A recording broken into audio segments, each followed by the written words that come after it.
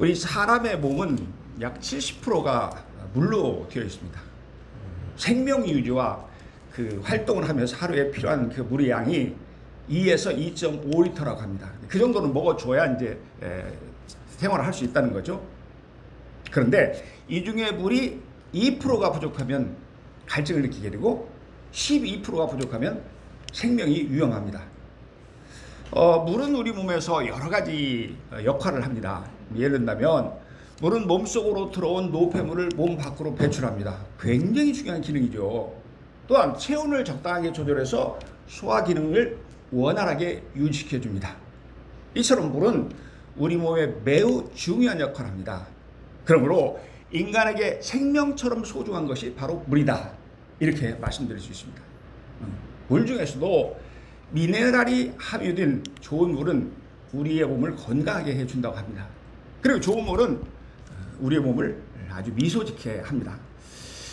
오늘 함께 읽은 그 본문은 성전에서 흘러내리는 물에 대한 이야기입니다. 하나님께서 교회를 통해 주시는 은혜의 강물에 대한 말씀입니다. 여러분, 하나님께서 교회를 통해서 어떤 은혜를 주십니까? 강물처럼 넘치는 은혜를 부어 주십니다.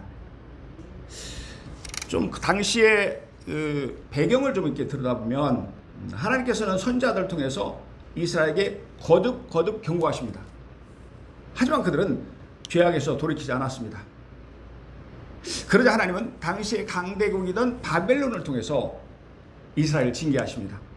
바벨론이 이스라엘을 두 번째 침공을 했을 때에 여호야긴 왕과 더불어서 여러서의 선지자들이 바벨론의 포로로 끌려갑니다. 그 중에 하나가 에스겔입니다. 이 바벨론에 끌려온 이스라엘 백성들은 막막했습니다. 그들은 타국에서 하루하루를 노예로 비참하게 살았습니다. 그런데다가 예루살렘 성전, 그게 꿈이고 소원인 예루살렘 성전은 불타버렸습니다. 이제 그들에게 희망이라고는 조금도 남아있지 않았습니다. 그들은 캄캄한 절망 가운데서 살았습니다. 이때 하나님께서는 바벨론의 그발 강가에서 에스겔 선지자의 마음을 사로잡았습니다. 그에게 이스라엘에 대한 위로와 회복의 환상을 보여주셨습니다. 하나님께 보냄을 받은 천사를 통해서 에스겔에게 성전의 환상을 보여주신 것입니다. 이렇게 시작하죠. 그가 나를 데리고, 그는 하나님께서 보내주신 천사, 나는 에스겔입니다. 그가 나를 데리고 성전문에 이르시니 성전의 앞면이 동쪽을 향하였는데 그 문지방 밑에서 물이 나와 동쪽으로 흐르다가 성전 오른쪽 제단 남쪽으로 흘러내더라. 이렇게 말씀하죠. 천사가 에스겔을 데리고 성전문에 이르렀습니다. 성전의 앞면이 동쪽을 향하였는데 이렇게 말씀하죠. 성전의 동쪽을 향해 있다고, 성전이 동쪽을 향해 있다는 게 말씀이죠. 그러니까 성전 동문이 있는 곳에서 일어난 일입니다. 이것은 하나님께서 성전에 임하셨음을 의미합니다. 왜냐하면 이스라엘 사람들은 하나님께서 성전의 동쪽으로 들어오신다고 믿었습니다. 그 다음에 그 문지방 밑에서 물이 나와 동쪽으로 흐르다가 성전 오른쪽 제단 남쪽으로 흘러내더라, 이렇게 말씀하죠. 그러니까 동쪽이 하나님의 임재를 상징한다 한다면 남쪽은 세상을 상징합니다. 그러니까 성전에서 흘러나온 물이 어떻게 됐다는 거예요? 세상으로 흘러내렸다는 것입니다. 성전에서 나오는 물은 하나님의 은혜를 상징합니다. 왜냐하면 성전은 하나님이 계신 곳이기 때문입니다. 교회는 하나님의 은혜가 있는 곳이기 때문입니다. 그런데 3절, 4절, 5절 보니까 이 물이 점점 불어났습니다. 처음에는 성전 밑에서 그저 스며나올 정도로 있었는데 천사가 자를 가지고 성전에서 천척을 재었습니다. 천척, 길이 단위죠. 우리 미터로 환산하면 530m 정도입니다. 530 정도 천척을 재었어요. 그랬더니 그곳에서 물이 발목 위로 올라왔습니다. 그뿐이 아닙니다. 다시 천적을 지었더니 이제는 물이 무릎 정도에 오를 정도로 가득 찼습니다. 또한 천척을 지었는데 이번에는 허리 위로 차올랐습니다. 다시 천척을 재보니 4번이나 재보니 이제는 강물이 주위에 가득 차서 몸이 물에 잠겨버렸습니다. 헤엄을 치지 않고는 건널 수 없는 깊은 강물이 되었습니다. 사랑하는 여러분, 이렇듯 하나님은 교회를 통해서 많은 은혜를 주십니다. 그 은혜가 처음에는 미미한 것처럼 보일지 모르지만 시간이 지날수록 더욱더 풍성해집니다. 그래서 그 결과 어떻게 됐나요? 6절에서 12절을 보니까 강 좌우편에 심이 많은 나무가 자랐다라고 말씀합니다. 여러분, 지금 강이 흘러가는 곳은 우리나라의 논과 같은 비옥한 토지가 아닙니다. 그곳은 광야입니다. 유대 광야예요. 끝없이 펼쳐진 사막입니다. 나무가 자랄 수 없는 척박한 땅입니다. 그런데 바로 그곳에 은혜의 강물이 흐르니까 사막이 옥토로 변한 것입니다. 그래서 강 좌우편에 나무가 심이 많다고 말씀합니다. 성전을 통해 주시는 하나님의 역사는 여기서 그치지 않았습니다. 이 은혜의 강물은 아라바의 바다에 이르렀습니다. 아라바의 바다, 아라바 바다, 염해라고도 불리고 소금 염자 바다의 자가 그래서 소금 바다라는 그런 뜻이고 또 사해라고도 부릅니다. 이름 그대로 죽음의 바다입니다. 그 어떤 고기도 살 수 없는 죽음의 바다입니다. 하지만 성전에서 나오는 은혜의 강물이 거기까지 흘러가니까 어떻게 되었다고 말씀합니까? 그가 내게 이르시되 이 물이 동쪽으로 향하여 흘러 아라바로 내려가서 바다에 이르니 이 흘러내리는 물로 그 바다의 물이 되살아나리라. 이 강물이 이르는 곳마다 번성하는 모든 생물이 살고 또 고기가 심이 많으리니 이 물이 흘러들어가므로 바닷물이 되살아나겠고 이 강이 이르는 각체 모든 것이 살 것이며, 이렇게 말씀합니다. 이 흘러내리는 물로 그 바다의 물이 살아나리라 이렇게 말씀하죠. 성전에서 흘러나온 물이, 은혜의 그 강물이 죽은 바다를 살렸다고 합니다. 그뿐이 아닙니다. 강물이 이르는 곳마다 모든 생물이 살아나서 번성했습니다. 그래서 그곳에는 고기가 심이 많아졌습니다. 이처럼 강물은 모든 것을 살렸습니다. 사랑하는 여러분, 말씀드린 대로 강물은 하나님의 넘치는 은혜를 상징합니다. 그것은 하나님이 계신 성전을 통해 주시는 은혜의 강물입니다. 그러니까 하나님은 우리에게 교회를 통해서 강물처럼 은혜를 부어주신다는 말씀입니다. 여러분 아멘입니까? 여러분, 하나님은 교회를 통해서 어떤 은혜를 베풀어 주시나요? 강물같이 넘치는 그런 은혜를 통해서 구체적으로 어떤 은혜를 베푸시나요? 첫째, 하나님은 교회를 통해서 생명을 구원하십니다. 우리 본문 8절 9절 한번 보시겠습니다. 에스겔 47장 8절 9절을 보시겠습니다. 여기서 반복되는 내용이 3개나 있는데 여러분 한번 찾아보시기 바랍니다. 8절 제가 읽습니다. 그가 내게 이르시되 이 물이 동쪽으로 하여 흘러 아라바로 내려가서 바다에 이르리니 이 흘러내리는 물로 그 바다의 물이 되살아나리라. 우리 9절 같이 읽습니다. 시작. 이 강물이 이르는 곳마다 번성하는 모든 생물이 살고 또 고기가 심이 많으리니 이 물이 흘러 들어가므로 바닷물이 되살아났고 이 강 이른 각체의 모든 것이 살 것이며. 뭐를 반복하고 있습니까? 그렇죠. 8절에 보니까 이 후반절에 보니까 이 흘러내리는 물로 그 바다의 물이 되살아나나 살아난다는 거예요. 또 9절에 보니까 중반절 후반절에 보니까 이 물이 흘러들어가므로 바닷물이 되살아나겠고, 또 한번 강조하시죠. 이 강이 이르는 각체 모든 것이 살 것이며. 그래서 3번이나 반복해서 강조하고 있습니다. 뭘 강조해요? 성전에서 흘러내리는 은혜의 강물이 모든 걸 살린다고 하는 것입니다. 흘러내리는 거대한 은혜의 강물이 사해 바다의 물을 살아나게 한다고 말씀합니다. 마찬가지로 교회를 통해 주시는 하나님의 크고 놀라운 은혜가 죽은 자를 살립니다. 이것은 영혼을 구원하시는 하나님의 능력을 말씀합니다. 바로 교회를 통해 베푸시는 구원과 생명의 능력이 얼마나 크고 놀라운가를 증거하고 있습니다. 그렇습니다. 여러분, 생명의 주와 창조해 주신 하나님께서 은혜를 베푸신다고 한다면 그 은혜는 아무리 사회와 같이 죽은 자처럼 살아가는 인생이라 할지라도 새 생명의 역사가 일어납니다. 풍성한 생명의 역사가 이루어지게 되는 것입니다. 에스겔은 이처럼 놀라운 일을 환상으로 보았습니다. 비록 실제로 본 것은 아니었다 할지라도 그는 참으로 놀라운 일을 목격했던 것입니다. 하지만 여러분, 에스겔이 본 것과 비교할 때 우리는 어떻습니까? 우리는 사실 이보다 더 크고 놀라운 일을 목격하고 있습니다. 왜냐하면 우리는 그러한 생명과 구원의 역사를 환상해서 보는 정도가 아니기 때문입니다. 우리는 우리의 삶 속에서 이를 체험하고 있습니다. 여러분, 우리의 삶을 돌아보시기 바랍니다. 우리는 본래 죄악된 사고로 말미암아 사망을 향해서 달려가고 있었습니다. 마침내 영원한 지옥의 형벌을 피할 수가 없었습니다. 그래서 눈물의 선지자 에레미야는 이런 고백을 합니다. 부수인이 그의 표범이 그의 반점을 변하게 할 수 있느냐? 없다는 거죠. 할 수 있을진데 악에 익숙한 너희도 선을 행할 수 있으리라. 에레미야 13장 23절의 말씀입니다. 여기서 부수인은 에디오피아 사람, 즉 흑인을 말합니다. 그러니까 흑인은 절대로 그 피부를 희게 할 수 없다고 말씀하신 거죠. 당연한 거 아닙니까? 또한 표범은 결코 얼룩덜룩한 반점을 없앨 수 없다는 것입니다. 죄악에 익숙한 우리도 결코 선을 행할 수 없다는 뜻입니다.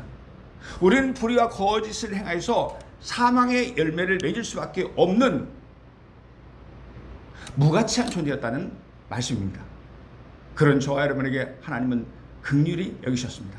그래서 그 누구도 씻어낼 수 없는 주홍같이 붉은 죄를 예수 그리스도의 보혈로 정결하게 씻어 주셨습니다.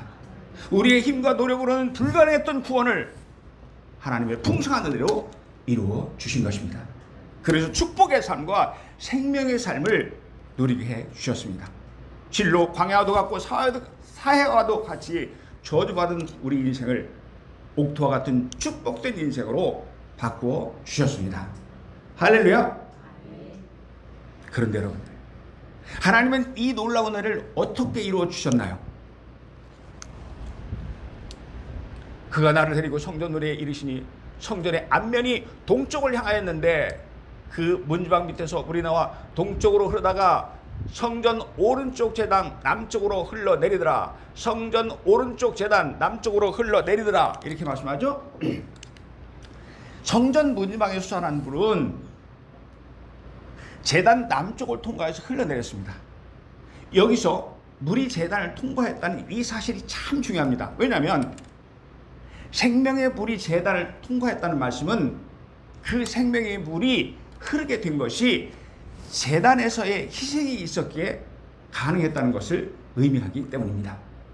그러니까 하나님께서 제단에 드려지는 속죄의 제사와 화목 제사를 기쁘게 받으심으로 말미암아 은혜의 강물을 흐르게 하셨던 것입니다. 새 생명의 역사를 일으키신 것입니다.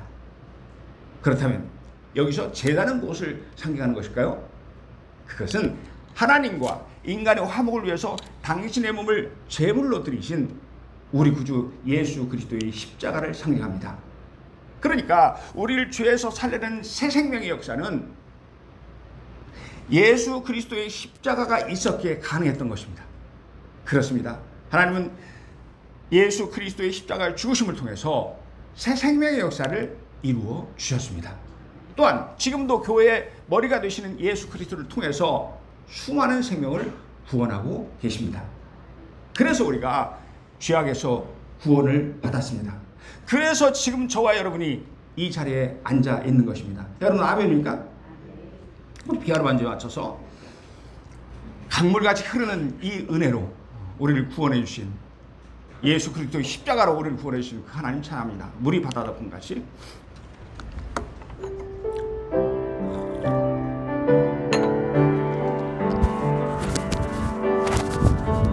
모든 민족이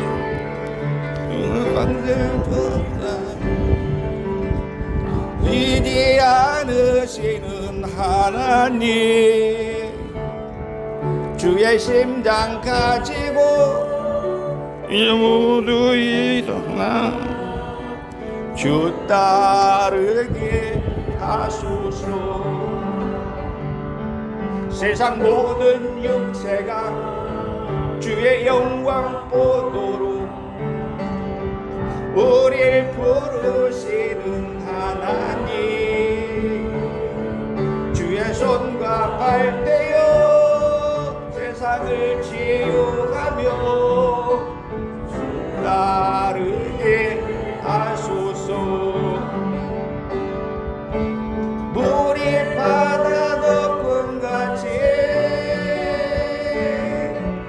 여호와의 영광을 인정하는 것이 온 세상 가득하리라. 바다 덮음같이, 물이 바다 덮음같이, 물이 바다 덮음같이 보리라. 그날에 주의 영광 가득한 세상 우리는 듣게 되리. 세상 가득한 승리의 함성, 이 바다 덮음같이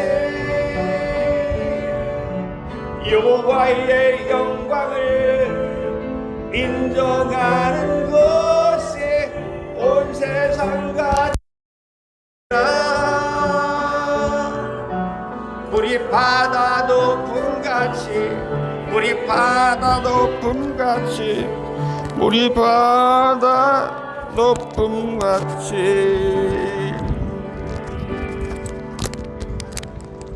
여러분 아멘입니까?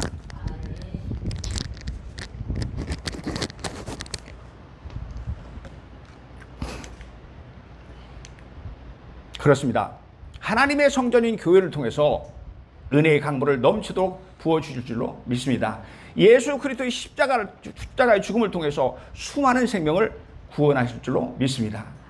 바로 저와 여러분이 이 은혜를 받아들이며 지금도 행복하게 살아가는 줄로 믿습니다. 아멘. 하나님은 우리에게 어떤 은혜를 베푸셨나요? 넘치는 은혜의 강물을 통해서 첫째는 생명을 살려주셨습니다. 그리고 둘째는 우리의 삶과 인생을 풍요롭게 해주셨다고 말씀합니다. 5절입니다. 다시 천척을 측량하시니 물이 내가 건너지 못할 강이 된지라. 그 물이 가득하여 헤엄칠 만한 물이요 사람이 능히 건너지 못할 강이더라. 예, 이렇게 말씀하죠. 성전에서 흘러내리는 물이 계속해서 불어났다고 말씀합니다.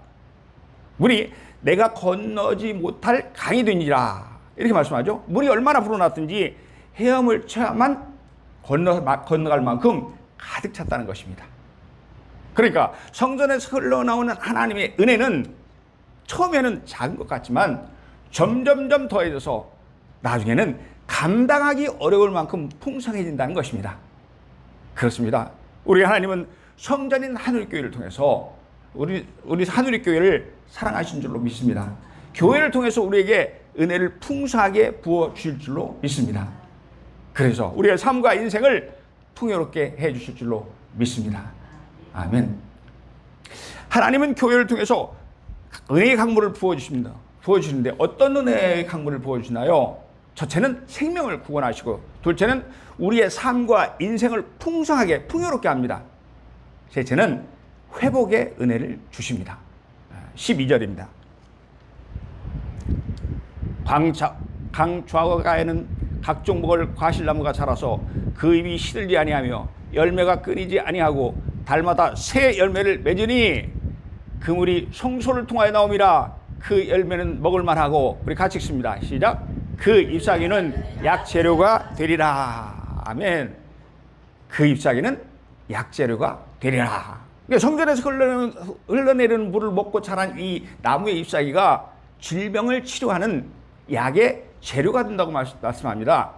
그래서 모든 질병을 치료한다는 뜻입니다. 그래서 교회를 통해 주시는 하나님의 은혜는 우리의 모든 아픈 곳을 치료해 주신다는 의미입니다.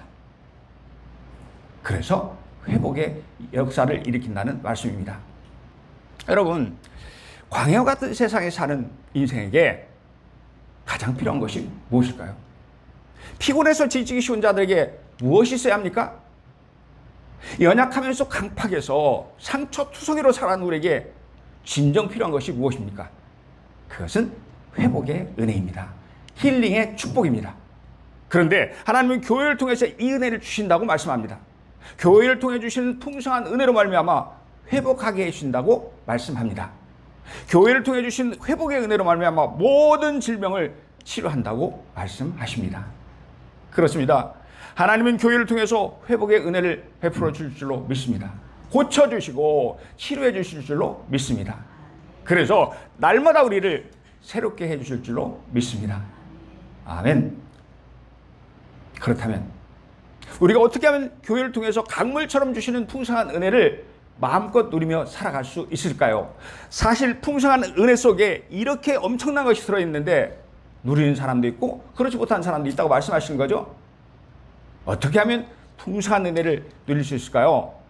오늘 8절에 보니까 받은 은혜를 흘려보내라고 말씀합니다. 그가 내게 이르시되 이 물이 동쪽으로 하여 흘러 아라바로 내려가서 바다에 이르리니 이 흘러내리는 물로 그 바다의 물이 살아가랴. 이 아라바는 말씀드린 대로 사해하고 똑같은 곳입니다. 이 흘러내리는 물로 성전에서 넘쳐 흐르는 이 물로 그 바다의 물이 되살아나리라. 이렇게 말씀하죠. 어떤 물이 되살아나게 한다고요? 흘러내리는 물입니다. 성전에서 흘러내리는 물이 가득해서 아라바의 바다까지 이르게 되었습니다. 그리고 말씀합니다. 이 흘러내리는 물로 그 바다의 물이 되살아나리라. 그러니까 아래로 흘러내리는 물이 사해의 물을 살아나게 한다는 말씀이죠. 이처럼 교회를 통해 주신 하나님의 은혜가 세상으로 흘러내려서 더 풍성해지는 말씀입니다. 아멘. 저는 하나님의 은혜로 좀 오래되긴 했지만 성지순례를 한번 가본 적이 있어요. 성지순례를 가면요 거의 빼놓지 않고 들리는 곳이 사해 바다입니다. 또한 그곳에서 꼭 체험하는 것 중에 하나가 사해 바다 속에 들어가서 몸이 둥둥 뜨는 것입니다. 우리 그림에서 참 많이 봤죠. 그런데 여러분, 왜 사해 바다에 들어가면 몸이 뜰까요? 그것은 사해 바다의 특성 때문입니다. 사해는 문자 그대로 죽은 바다와 같습니다. 그곳에는 물고기가 전혀 살지 못합니다. 왜냐하면 다른 바다와는 다르게 염분의 농도가 짙기 때문입니다. 보통 바닷물의 염분이 4, 5% 정도예요. 근데 사해의 그 염분의 농도는 25% 정도 됩니다. 이게 보통 것에 5, 6배 정도 달한다고 합니다. 그 이유는 이렇습니다. 사해는 요단강에서 물이 계속 흘러 들어오지만 더 이상 흘러내릴 데가 없습니다. 왜냐하면 사해는 지리적으로 볼 때 지구상에서 가장 낮은 곳에 위치하고 있기 때문입니다. 해발 고도라고 얘기하는데요. 430m. 그러니까 보통 땅에서 430m 아래쪽에 저지대가 바로 사해예요. 그러니까 어디로 흘러갑니까? 흘러들어갈 데가 없는 거죠. 출구가 막혀 있는 것입니다. 또한 뜨겁게 햇빛이 증발이 되어서 바다가 넘치지는 않지만 물속의 염분이 계속 농도를 더해갑니다.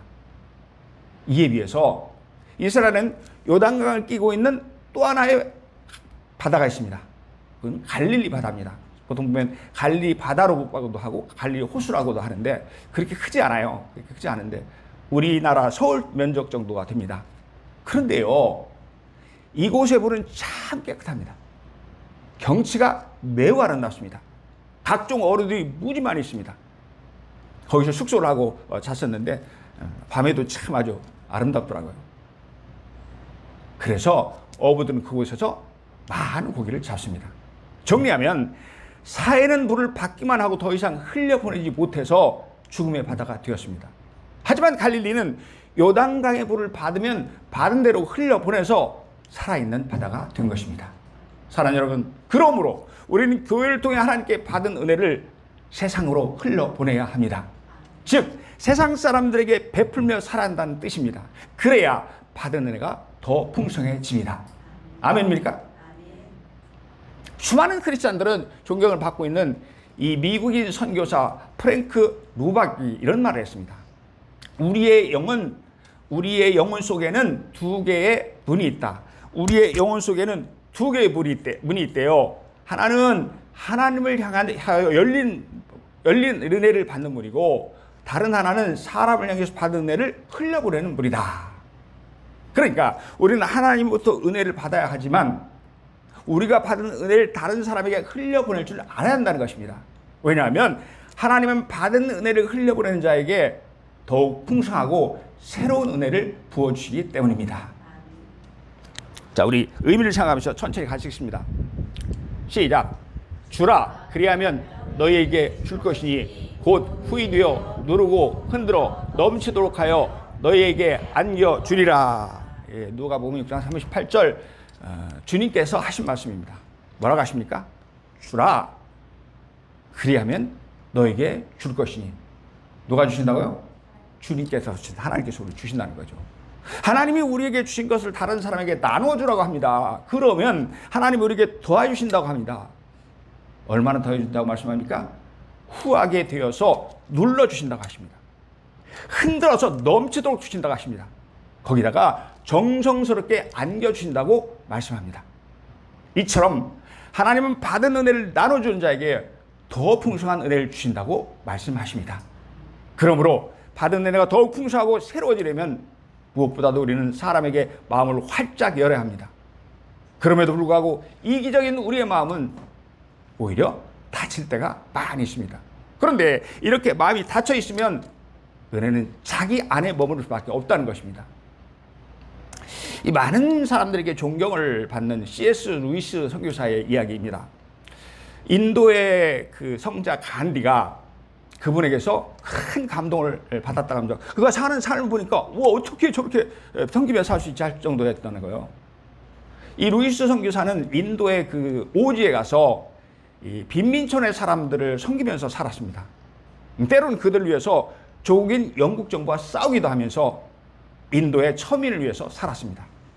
그는 불가 쪽의 천민들을 태양의 아들이라고 불렀습니다. 이제 고귀한 사람들이란 이런 뜻이죠.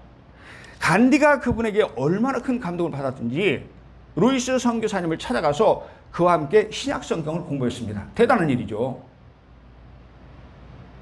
루이스 선교사는 후에 간디가 인도의 해방을 위해서 비폭력 운동, 무장 운동을 전개해 전 세계인의 추앙을 받았는데 결정적인 역할을 바로 끼쳤다는 것입니다. 그럼에도요, 간디는 기독교인이 되는 것을 거부했습니다. 왜냐하면 그가 본 대부분의 기독교인들에게 실망했기 때문입니다. 그는 이런 말을 했습니다. 나는 예수님은 참 좋아하지만 그리스도인은 좋아하지 않는다. 그러니까 예수님처럼 베풀며 사는 자들이 적다는 뜻이지요. 여러분, 우리는 교회를 통해 은혜를 받으며 살지만 왜 생수의 강이 우리 삶에서, 우리의 심령에서 넘쳐나지 않을까요? 혹시 하나님에 대해서는 은혜의 문이 활짝 열려있지만 사람들에 대해서는 마음의 문을 닫고 살지는 않았습니까? 마음의 문을 활짝 열고 받은 은혜를 흘려보내어 할 사람들은 우리 앞에 너무 많이 있습니다. 내 사랑 가족도 있고요, 친구 중에도 있습니다, 친척에게도 있습니다, 직장 동료에게도 우리는 힘써서 흘려보내야 합니다. 주님 말씀하십니다. 내가 진실로 너에게 이르노니 너희 여기 내 형제 중에 지극히 작은 자 하나에게 한 것이 곧 내게 한 것이니라. 내가 진실로 너에게 이르노니, 우리 함께 읽습니다. 시작. 이 지극히 작은 자 하나에게 하지 아니한 것이 곧 내게 하지 아니한 것이니라. 아멘. 마태복음 25장 비유에서 주님께서 말씀하신 거죠. 여러분, 다른 사람에게 은혜를 베푸는 것이 곧 주님께 하는 것이라고 합니다. 그렇죠? 반대로 다른 사람에게 은혜를 베풀지 않는 것은 주님께 베풀지 않는다는 그런 말씀입니다. 그러니까 내가 만나는 모든 사람이 바로 누구라는 거예요? 주님이라는 것입니다. 사랑하는 여러분, 우리는 주변의 사람들 중에는 마음이 다친 자들이 많이 있습니다. 어렵고 힘든 자들이 참 많이 있습니다. 그들은 하나님의 사랑이 필요한 자들입니다. 그들은 하나님의 은혜가 꼭 필요한 자들입니다. 그러므로 내가 먼저 그들에게 은혜의 통로가 되어야 합니다. 하나님께서 나에게 주신 은혜를 그들에게 흘려보내야 합니다. 여러분, 우리 하나님은 받은 은혜를 흘려보낸 자에게 더 풍성한 은혜를 부어주실 줄로 믿습니다.